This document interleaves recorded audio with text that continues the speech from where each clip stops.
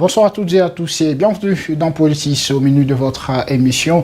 Le débat sur la Constitution en République démocratique du Congo. Nous en parlerons tout au long de cette séance d'émission et puis nous reviendrons également sur l'accord migratoire entre la République démocratique du Congo et les États-Unis. Cet accord pose un problème et pour en parler, nous avons le réel plaisir de recevoir sur ces plateaux M. Marius Moubalama. Il est coordonnateur, il est président du mouvement Congo de Valais.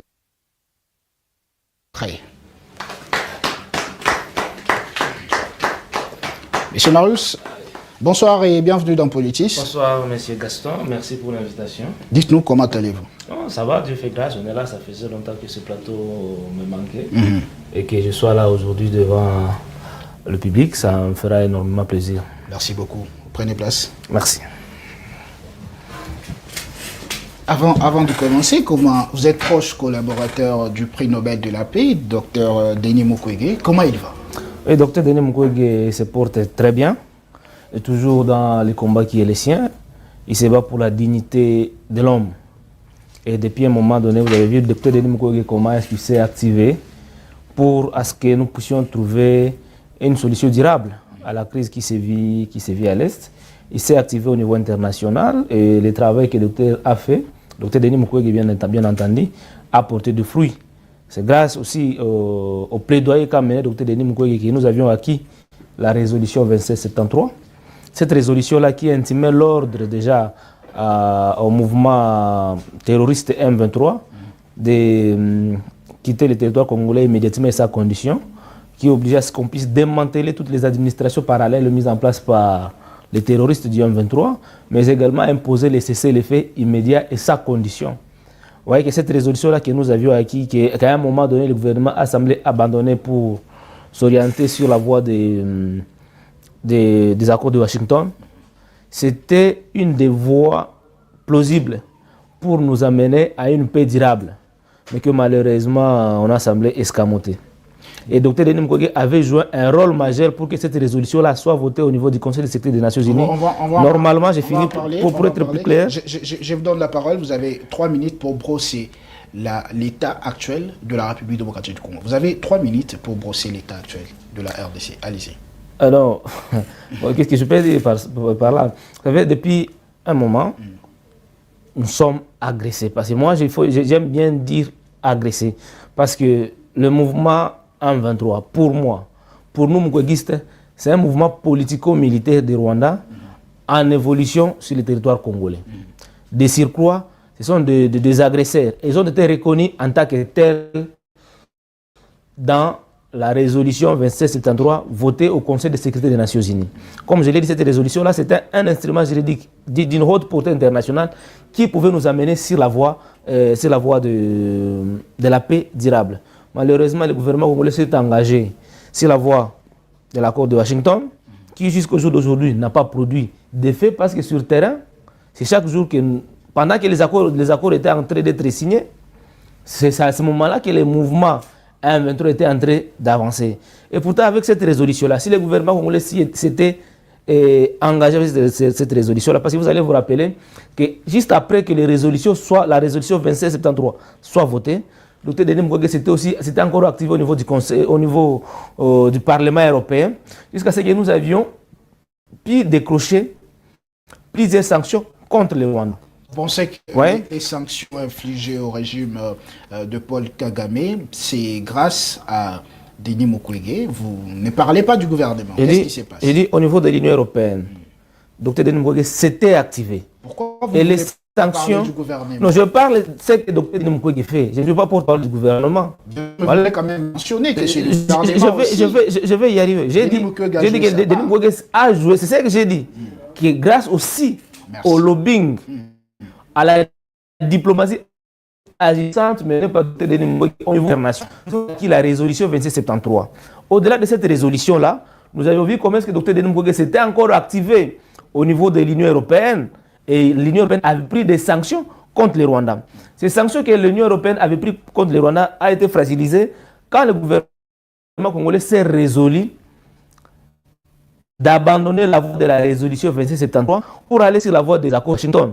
Les accords de Washington ont été signés, Mais sur ce terrain, rien n'a été fait. Jusqu'à fin de compte, le gouvernement rwandais aussi, le gouvernement américain. Contre les accords de Washington. Le gouvernement américain a emboîté les pas, n'est-ce pas, au Dr Denis Mukwege, et a sanctionné les Rwandais. Nous avions vu les sanctions contre les Rwandais que nous avions tous saluées. Et c'est Dr Denis Mukwege qui déjà demandait à ce qu'il y ait des sanctions bien ciblées pour isoler politiquement, diplomatiquement et économiquement les Rwandais. Ouais, parce que c'était un moyen, n'est-ce pas, d'asphyxier les Rwandais pour que les Rwandais puissent manquer les moyens apporter des soutiens au Rwanda. Parce qu'il faut le savoir, que les Congolais doivent le savoir, que le M23 n'existerait pas, ou bien n'existe pas sans le moyen, ou bien sans le soutien du Rwanda. Si le Rwanda se retire derrière le M23, le M23 tombe de soi-même. Oui. Mais vous allez voir tous les accords qui ont été, l'accord de Washington, quand vous prenez soin de l'analyser, vous allez voir que nous avons fait des concessions au Rwanda. Et dans l'accord, il a été dit que pour que l'accord de Washington soit mis en œuvre, il faut que le gouvernement congolais puisse trouver encore des compromis avec les M23 à Doha. Or, déjà à la base, les M23 ce sont des terroristes. Et un gouvernement sérieux ne peut pas négocier avec les terroristes. Et nous, Mkwegiste, nous avions... On fait quoi avec ces terroristes en question? La résolution 2773 est claire. Il fallait que le M23 et le RDF puissent se retirer sur les sols congolais. Parce qu'au moins la résolution 2773 a reconnu la présence du RDF, qui est l'armée rwandaise, sur notre sol. Ça veut dire que si l'armée rwandaise se retire sur notre sol, l'M23 tombe de soi-même et ils vont rentrer de là où ils sont venus. Parce que quand l'M23 est entré sur notre territoire, ils sont entrés par Bunagana. Donc ils sont venus d'où? Vous êtes contre l'accord de Washington? En tout cas, nous n'avions jamais soutenu l'accord de Washington, mais par contre, nous avions soutenu et nous continuons à plaider à ce que la résolution 2773 soit mise en œuvre et que cette résolution-là soit accompagnée par des sanctions fortes contre le Rwanda. Parce que vous imaginez... On a vu les États-Unis sanctionner l'armée rwandaise, de proches collaborateurs du président rwandais, Paul Kagame, ont été sanctionnés par les États-Unis. C'est quand même une avancée diplomatique enregistrée. Oui, moi je l'ai toujours dit. Quand les États-Unis prennent les sanctions contre le Rwanda, nous avions salué. Et nous avions même appelé d'autres organismes multilatéraux, d'autres partenaires multilatéraux et bilatéraux, d'emboîter les pas aux Américains. Oui, parce qu'au moins les Américains s'étaient ravisés. Les sanctions là, pour nous, Mkwegiste, allaient dans le sens de mettre en œuvre la résolution 2773 et non pas l'accord de Washington. Parce qu'au moins, la résolution 2773 reconnaissait les M23 comme des agresseurs. Dans l'entretien, dans l'accord de Washington, on nous a parlé de mesures défensives que les Rwandais a pris contre la RDC. Et pourtant, à l'interne, notre langage était que nous sommes agressés par le Rwanda. Quand on parle de mesures défensives... Aujourd'hui, on peut quand même noter qu'il n'y a pas l'avancement de ces rebelles rwandais sur le territoire. On peut dire que c'est aussi grâce à l'accord de Washington signé le 27 juin dernier. Pendant que Washington était signé, l'accord de Washington était signé, c'est quand les M23 continuaient à avancer dans les sites Kivu. Ouais. Ils se sont retirés Ils se sont retirés, mais dans l'entretemps, ces retraits-là devraient être normalement effectifs.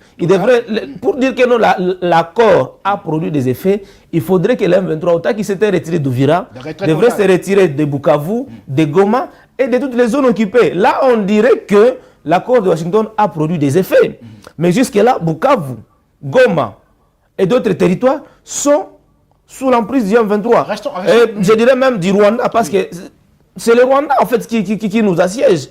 Kagame a été clair sur cette question-là en disant que si nous, gouvernement congolais, notre pays, voudrait récupérer les zones occupées, nous devrions d'abord commencer par résoudre les problèmes du Rwanda en RDC. Ça ne s'explique pas. Comment les problèmes d'un pays doivent être d'abord résolus dans notre pays?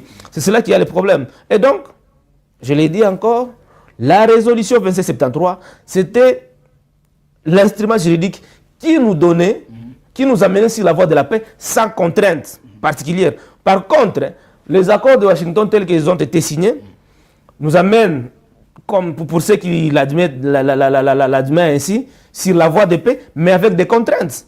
Parce qu'à Washington, nous devons partager nos richesses, nos minéraux, tout ce que nous avons comme ressources naturelles dans la partie Est avec le Rwanda. Mais il y a aussi l'accord avec les États-Unis. C'est ça. Nous devons aussi concéder nos richesses, nos minéraux aux Américains pour qu'ils nous accompagnent dans la pacification de l'Est. Donc vous comprenez que cet accord-là nous met dans des contraintes. Par contre, la résolution 2673, on a exigé le démantèlement des administrations parallèles mises en place par Nanga, immédiatement sa condition. Le retrait, on dit immédiatement sa condition. Il n'y avait pas de conditions. Quand cette résolution-là était votée, normalement, la diplomatie congolaise devrait s'activer auprès des pays, auprès des organisations multilatérales et bilatérales pour que les sanctions puissent accompagner le Rwanda afin que le Rwanda... Parce que la résolution est votée. Il faudra maintenant que cette diplomatie-là s'active pour convaincre maintenant le pays à pousser Kagame à respecter, n'est-ce pas, la résolution. Mais malheureusement, pendant que c'était voté, je l'ai dit, nous on s'est dirigé. On a laissé la résolution 2673 en souffrance, mais on s'est dirigé à Washington et à Doha, qui a tout chamboulé. Or, à Washington et à Doha, on ne fait rien. Au contraire, à Doha, on a légitimé l'M23. Pour moi, l'M23 ne porte aucune revendication congolaise. Les revendications du M23 sont des revendications rwandaises. Vous voyez? Et du coup, avant d'échanger, quand les gouvernements, c'est fini, permettez-moi de finir la réflexion. Quand les gouvernements s'engagent à négocier avec les rebelles, on les légitime. On montre comme si les revendications, ce sont des revendications congolaises. Et pourtant, ce n'est pas ça. On peut dire qu'il y a des Congolais. Les Congolais qui sont là, ils sont au service du Rwanda. Ils ne sont pas au service du bien-être des Congolais. Ce sont des personnes qui sont recrutées par Kagame pour les intérêts de Kagame et non pas pour les intérêts du Congo. Une question. À l'est du pays, à Bukavu, à Goma, à Walungu, dans toutes les zones occupées par les M23, on tue des gens, on massacre la population. L'insécurité règne, quand même les M23 n'avance pas, mais la population est asphyxiée par des taxes exorbitantes imposées par les M23. L'insécurité totale, la population n'a plus sa liberté. Et donc, il y a un problème sérieux, le gouvernement devrait encore s'atteler, travailler pour que la résolution 2673 soit respectée. La M23 se retire. Vous ne voulez pas voir le gouvernement autour d'une même table avec le rebelle. C'est bien ça. Le gouvernement sur une même table avec le rebelle. Moi, vous ne voulez pas. Écoutez, vous avez décrié les négociations qui s'effectuaient au niveau de Doha. Donc les négociations entre le gouvernement et le rebelle. En tout cas, les termes que nous utilisons, nous devons les nuancer. Allez-y. Quand vous parlez des rebelles, ça veut dire que ce sont des Congolais qui se sont levés, des Congolais, contre le pouvoir qui est établi. Mais les gouvernements négocient avec s'il vous plaît, pour nous, ceux qui sont là, ce sont des terroristes. Ils ne portent pas de revendications congolaises. On ne peut pas négocier avec Comment un gouvernement sérieux peut-il s'asseoir avec le rebelle? Nous avons dit, si on arrivait à asphyxier le Rwanda, à faire appliquer des sanctions contre le Rwanda allait manquer de moyens pour soutenir le M23, il allait se rétracter et le M23 tomberait de soi-même. Parce que le M23, je l'ai dit tantôt, n'existerait pas sans le soutien du RDF. Et les militaires rwandais RDF, les différents rapports des experts des Nations Unies reconnaissent que les militaires rwandais étaient sur le sol congolais, contrairement à la résolution 2673, contrairement à l'accord de paix de Washington. On va avancer. Dans ces mêmes registres, il y a la CENCO qui préconise le pacte pour la paix. Pacte social pour la paix. Bon, là, vous voulez m'amener... On parlerait des dialogues aussi avec... oui, vous m'amenez sur l'angle des dialogues. Nous n'avions jamais été contre les dialogues. Mais vous ne voulez pas voir le gouvernement négocier avec la FCM23 à Doha. S'il vous plaît. Il n'y a pas une contradiction. S'il vous plaît, il n'y a pas de contradiction dans notre réflexion. Allez-y. Notre pays fait face à une agression extérieure. Ouais? Ça veut dire qu'il y a un conflit, ça il faut le dire comme ça, entre la RDC et le Rwanda. Un conflit entre deux pays ne se résout pas à travers un dialogue à l'interne dans un autre pays. Mais un conflit, les différents entre deux pays, se résout au niveau du Conseil de sécurité des Nations Unies. Parce que la RDC et le Rwanda sont tous pays membres du Conseil de sécurité, sont tous membres de l'ONU. Et au niveau du Conseil de sécurité des Nations Unies, notre problème a été déjà résolu et la résolution 2673 a été votée. Vous comprenez? Et donc, pour résoudre le problème entre la RDC et le Rwanda, nous devons nous en tenir à cette résolution-là. Maintenant, le problème, parce qu'il faut comprendre qu'il y a le problème dans notre pays, ça se situe à deux niveaux. Il y a le problème endogène et le problème exogène. Oui. Le problème exogène trouve solution dans la résolution 2673. On tue l'M23, Le Rwandais accepte de se retirer. L'M23 meurt de soi-même. Maintenant, à l'interne, une fois résolu ces problèmes-là, à l'interne, les Congolais maintenant peuvent s'asseoir. Là, le M23 n'aura plus de place parce que le M23 n'aura plus de revendications. Parce que les revendications du M23 sont les revendications purement rwandaises. Ils seront sur la table des négociations. C'est la table de négociation. En fait, il faut comprendre, nous avons les problèmes à l'interne. À l'interne, exactement. Nous avions décrié les élections de 2023. La mauvaise ça continue toujours. Mais oui. Comment ça? Si nous vivons 2026. Si nous vivons les problèmes aujourd'hui dans notre pays, l'Assemblée nationale est devenue inefficace, c'est lié aux élections bâclées. Comment ça, les élections de bâclées? 2023. Mon cher, nulle part au monde, les élections ne seraient jamais organisées pendant 7 jours. Nulle part au monde, les candidats n'ont jamais détenu le machine à voter dans leur maison. Ouais. Ce sont des irrégularités. Vous n'avez pas apporté de preuves à la justice. Non, il y a eu au niveau de la Cour constitutionnelle, il y a eu des procès. Ça a été dérouté. Il y a eu des procès. Ça veut dire que les problèmes de légitimité, il ne faut pas négliger ça dans un pays. Et ces élections-là ont posé ces problèmes-là de légitimité. Ouais. Nous avons le problème de la gouvernance. Nous avons le problème de la famine. Nous avons le problème de l'insécurité. Le ministre est interpellé. Le ministre on va y revenir. Nous avons le problème... Nous avons tous les problèmes Tout ça, c'est à cause des élections de 2023. Tous les problèmes du monde, nous les avons. C'est à cause des élections de 2023. Et ces problèmes-là, endogènes, ne peuvent être résolus que par des Congolais quand ils se mettent ensemble et discutent. Autour d'un dialogue. Vous savez, les Congolais... Autour d'un dialogue. Oui, là maintenant c'est pour se partager des responsabilités. Nous, Mukwegistes, le problème n'est pas de se partager les responsabilités. Mais on connaît comment ça finit.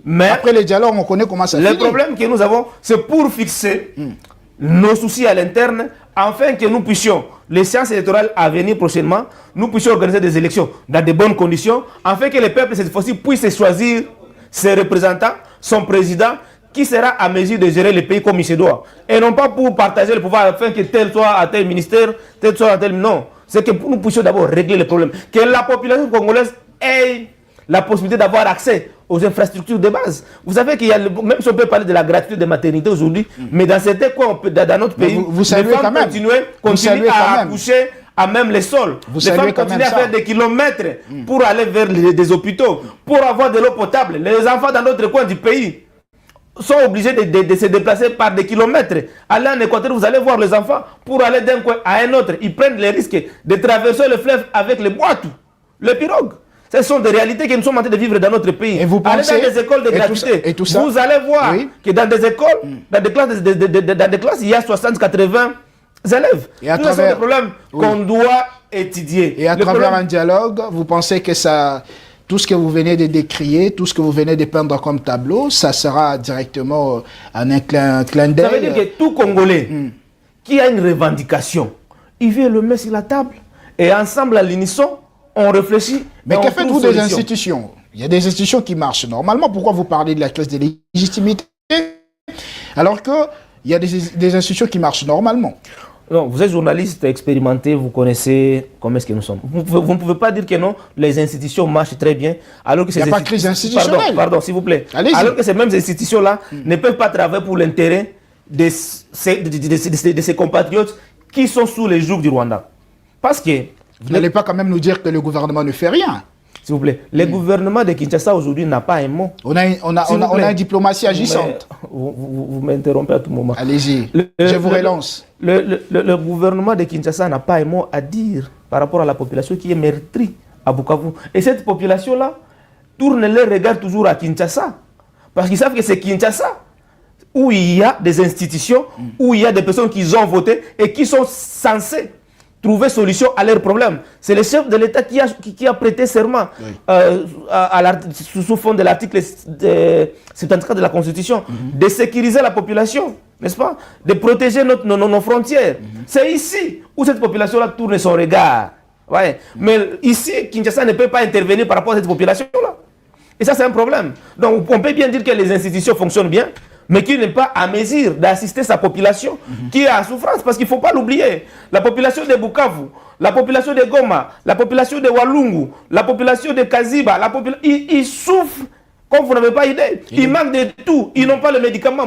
Il n'y a pas moyen que les aides même humanitaires puissent arriver. Ils n'ont pas à manger, ils n'ont pas de l'eau potable. Les enfants ne vont pas à l'école dans tous ces coins-là.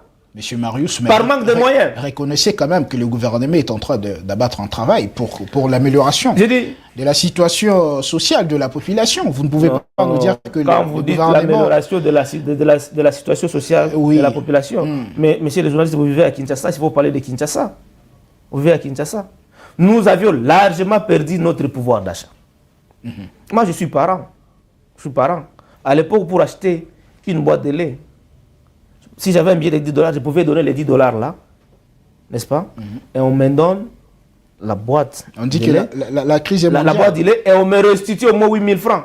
Mais aujourd'hui, je donne les 10 $, et 10 $, et c'est moi qui ajoute encore 8 000 francs. Donc vous étiez contre comment on appelle, lorsque les dollars, le franc congolais a pris de la valeur, vous êtes contre? Ça a été fait de façon mécanico-artificielle. Mais ça devait commencer quelque part. Pour embellir une monnaie d'un pays quelconque, il y a des travaux qui doivent être faits. Mais ça il faut travailler, s'il vous plaît, il faut travailler, n'est-ce pas, sur la production, booster la production, ayez la capacité de produire, donner à vos populations à manger. Ça veut dire que vous avez, il n'y a plus la possibilité d'exporter les devises à l'extérieur du pays.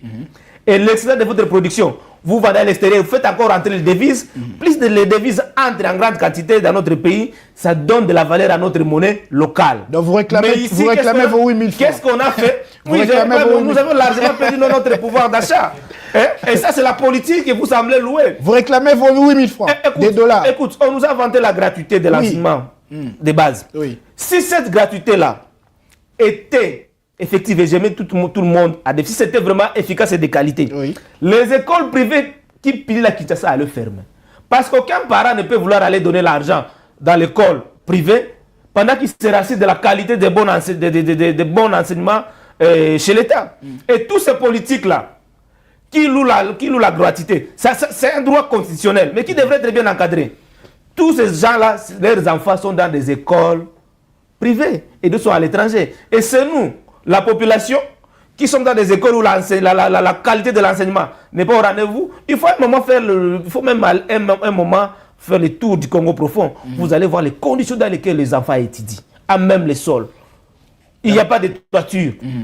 Vous avez des enseignants qui ne sont pas formés. Et ça laisse à désirer. Donc il y a beaucoup de choses à faire. La gratuité de l'enseignement, c'est un droit constitutionnel. La gratuité de la maternité, c'est un droit constitutionnel. Ce n'est pas un don. Parce que je vois beaucoup de gens passer dire non, le chef de l'État a fait la gratuité de l'enseignement. Non, mais c'est lui qui a commencé après Mobutu. Le droit constitutionnel, quitte à encadrer et de produire un bon résultat afin que nous tous nous puissions espérer à ce que l'enseignement demeure de qualité, la gratuité de la maternité demeure de qualité. Déjà, cette gratuité de maternité là pose problème parce que l'État lui-même n'a pas ses propres hôpitaux. Merci beaucoup. Monsieur. Chez le privé où l'État pouvait aller, il y a certains privés qui ont rompu les contrats parce que l'État demeure qui dit en fouca. Merci beaucoup, mesdames et messieurs. Vous êtes en train de regarder Apolitis, votre rendez-vous au cœur de l'actualité de la République démocratique du Congo. Ici, nous respectons l'invité et nous lui accordons la parole sans état d'âme, sans esprit de l'intimider ou de le faire perdre sur ces plateaux. Mesdames et messieurs, nous allons prendre le deuxième thème de notre émission, puisque vous avez parlé de l'accord. On va rester dans ce même chapitre pour, cette fois-ci, parler d'un accord entre la République démocratique du Congo et les États-Unis d'Amérique sur le migrant. Vous avez tout suivi avec moi. Il y a des gouvernements qui ont accepté de recevoir des migrants refoulés des États-Unis d'Amérique. 15 sont déjà à Kinshasa. Votre réaction par rapport à ça? Non, la réaction, c'est une réaction de déception. Déception? Oui, vous savez, quand nous parlons État, et pour bien les comprendre, il faut les réduire à un niveau un peu de sa micro-compréhension. Par exemple, à un niveau de la famille. L'État, c'est le père, n'est-ce pas? Et nous sommes comme des enfants dans une famille. Il n'est pas évident pour un papa responsable, n'est-ce pas, qui n'arrive pas à donner à manger à ses enfants, à donner les soins de santé à ses enfants, abandonner ses enfants pour aller prendre les enfants du voisin et les rassurer qu'il va leur donner tout ce que lui ne donne pas à ses enfants. Ça, je ne comprends pas. Non, c'est les États-Unis qui prennent en charge. Ça veut dire que... C'est les États-Unis qui prennent en charge tout ça. Ce n'est pas le gouvernement congolais. Si. Écoute, combien de Congolais qui n'ont pas de ménage? Combien de Congolais qui n'ont pas d'emploi? La Première ministre, lors de son programme son programme du gouvernement, il a promis aux Congolais 6 400 000 emplois pendant 5 ans. Combien d'emplois a-t-il créé? Quand vous suivez la déclaration de l'un de ces migrants-là, vous comprendrez que ces migrants-là, ils étaient aux États-Unis à la recherche de l'emploi. Et ils cherchent même ils commencent déjà à chercher le travail ici. Ils demandent le permis de travail. Pour les Congolais, ils n'en ont pas. Mais est-ce que nous allons trouver de l'emploi à donner à ces gens-là? Dans leur pays, le SMIC est plus élevé plus que le SMIC au Congo. Est-ce qu'ils seront-ils satisfaits? En plus, qui sont ces gens-là qui nous viennent dans notre pays? Parce que les États-Unis ne peuvent pas vous envoyer des personnes dont il a besoin pour la construction de son pays. Pour la construction des États-Unis. Donc ce sont des gens qui sont dans une situation d'irrégularité extrême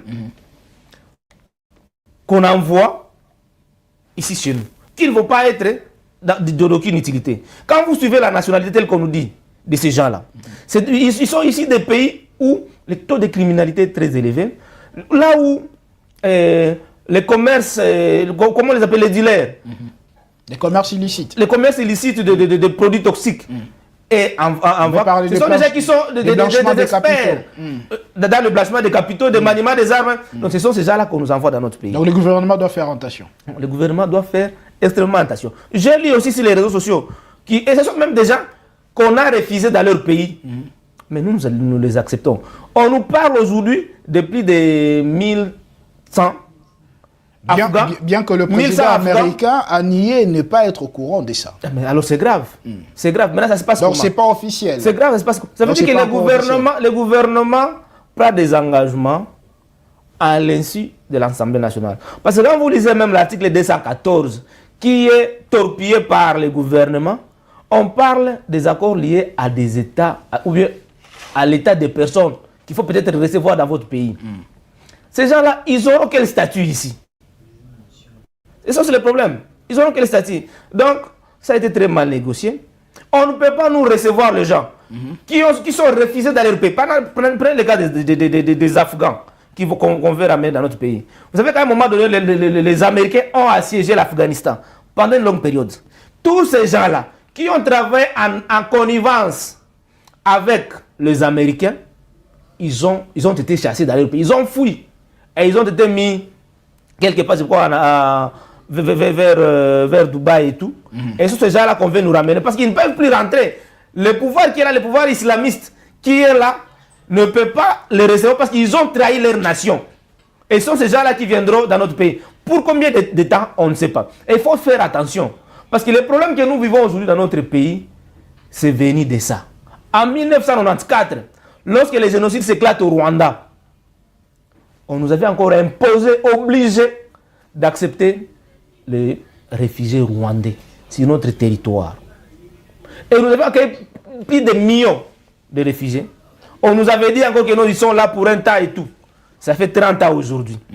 Ils ont commis de bavures. Plus de 20 millions de Congolais sont tués aujourd'hui à l'est du pays à cause de ces phénomènes-là des réfugiés qui sont entrés dans notre pays. Donc la paix, elle est encore fraîche.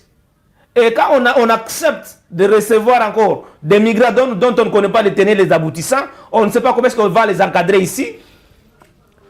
C'est comme si on était encore de remuer les couteaux dans la plaie qui est encore fraîche. Parce que les atrocités de l'Est avec les réfugiés du Rwanda n'est pas encore fini. Aujourd'hui, Kagame est derrière le gouvernement congolais en disant que le gouvernement congolais est en train d'entretenir les FDLR. Alors que ce n'est pas ça. Alors ces gens-là qu'on vient encore nous imposer ici, à long terme, peut-être 30 ans après, et aussi pourront dire que nous désormais sont des Congolais et que le site où on les a installés devient le leur. Le gouvernement a dit que c'est temporaire, c'est pas. Les Rwandais aussi, il faut suivre le patriarche Kengo Adondo. Qui, dans sa mémoire, vous allez comprendre qu'il disait, le même discours s'était encore tenu. Pour dire que non, ils viennent, les Rwandais, les réfugiés rwandais vont sur le territoire congolais de façon temporaire. Après, au moment donné, ils vont rentrer. D'abord, nous allons les amener loin de leurs frontières et tout. Mais aujourd'hui, ça fait 30 ans. Merci beaucoup. Depuis 1994. Aujourd'hui, nous sommes 2026. 32 ans après. Le problème continue. Donc, cherchons d'abord à régler les problèmes des Congolais. Donner les Congolais le pain. Donner les Congolais la paix. Donner les Congolais de l'eau potable. Donner les Congolais l'accès aux infrastructures de base, les soins de santé de qualité. Faciliter les Congolais à ce qu'ils puissent facilement s'émouvoir. Donner aux Congolais la possibilité, n'est-ce pas, Oui. d'éduquer leurs enfants dans de très bonnes conditions. Donc, améliorer le quotidien, offrir aux Congolais le bien-être. Merci. C'est là qui doit être la préoccupation du gouvernement congolais. Merci. Là, on s'est mis derrière un problème avec les Américains. Quand on a jeté notre dévolu sur les Américains, croyant que les Américains devraient nous sécuriser et tout, alors que la sécurisation des Congolais, c'est ce qui doit en assurer. Là, maintenant, on est faible. Merci beaucoup, merci beaucoup, monsieur Marus. Avant de prendre la motion, on va directement enchaîner pour cette fois-ci parler de la loi mère, la constitution de la République démocratique du Congo qui fait débat actuellement. Est-ce qu'aujourd'hui, à ce stade, on devrait